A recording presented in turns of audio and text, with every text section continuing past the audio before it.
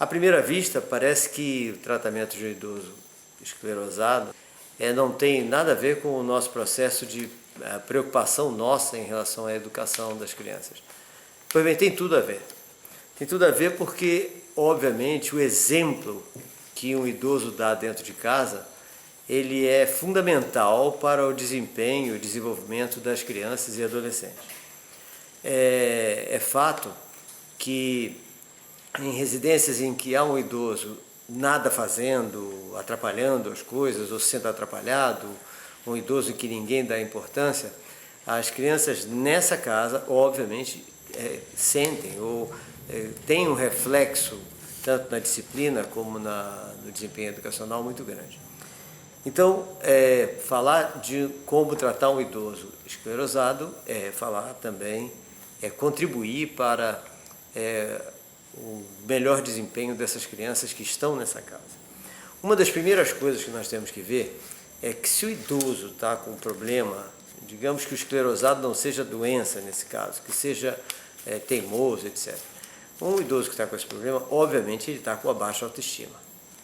Então, pensando em baixa autoestima, o nosso processo já começa a se organizar em termos da elevação da autoestima do idoso, que é a base de todo o processo educacional, inclusive, né? Podemos falar nesse sentido também. Então, como é que nós vamos poder fazer para elevar a autoestima desse idoso? Ele deve estar se sentindo incapaz, não produtivo. Primeiro passo é identificar a forma em que ele se sentirá produtivo, identificar a sua habilidade, identificar aquilo que ele gostaria de fazer, identificar aquilo que ele fazia, se sentia bem e que parou de fazer por algum motivo. Isso é muito comum. Então essa identificação é o primeiro passo, identificar o que esse idoso pode ser estimulado a voltar a fazer, de maneira que ele se sinta de novo produtivo, importante, participativo, etc. Isso pode levar algum tempo, pode ser trabalhoso, mas é o ponto fundamental. Outra coisa é tratar esse idoso de uma forma participativa e não de uma forma assistencialista. Uma das coisas que é muito comum nas recomendações de tratamento com idosos são recomendações ligadas a quase que fazer o idoso de palhaço, ou seja, fazem festas, idosos para dançar, etc., pular carnaval, aquelas coisas todas. Isso é ridículo, não tem o menor sentido uma coisa dessa. Nós não temos que tratá-los de forma assistencialista ou como palhaços, temos que tratá-los como ser humano, fazer com que estejam partícipes da sociedade e que a sua ideia, as suas ideias sejam respeitadas. Então, esse é outro detalhe. Em seguida, temos visto também idosos que gostam de ficar na sua própria casa, embora estejam sozinhos. Os filhos, netos, etc., não querem que eles fiquem lá. Por quê? Porque acham que se eu levar um tombo, houver um acidente, etc., não há ninguém para socorrer. Tudo bem, isso é válido. Mas vamos analisar o seguinte. A pessoa passou o tempo todo construindo o seu ambiente, seu lar. De repente, só porque ele está velho, velho não é doença. Ele tem que abandonar o seu lar porque ele não tem condições de ficar nesse lar? Como não tem condições, se o lar é dele?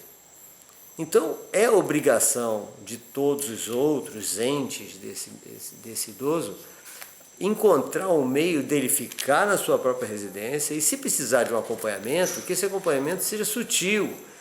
Ou seja, alguém que vá morar com o idoso por algum motivo, está estudando lá próximo, na casa dele, etc. Ou seja, alguém que possa dar esse apoio sem que fique identificado que esse alguém é uma enfermeira que foi contratada para cuidar de uma pessoa incapaz.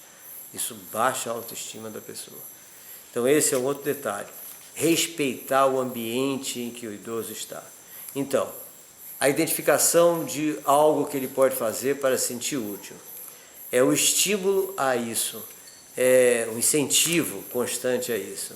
É muito importante. Outro processo também interessantíssimo é que sejam criados momentos de lembranças, de relatos em que seja dado importância a esse idoso, das suas lembranças, das suas recordações. Não tem nada mais interessante para uma pessoa idosa do que isso. E se as pessoas não querem se dar ao trabalho de dar essa atenção ao idoso, é bom que todos se lembrem que todos vão chegar lá um dia. Se bem que há outra opção. A outra opção é morrer mais cedo. Eu prefiro a primeira. Tá? Então, lembrando, forma assistencialista, nem pensar. O que nós temos que fazer é estimular as atividades que ele gosta, que ela gosta, para que ela se sinta de novo produtiva. Então, isso acontecendo, nós podemos ter certeza que as crianças, os adolescentes que vivem nessa casa, além de estarem trabalhando para o bem desse idoso, ou seja, estimulando, dando atenção, etc., estarão também estimuladas para o seu próprio desenvolvimento intelectual, emocional, etc. Então, eu acho que é mais ou menos por aí.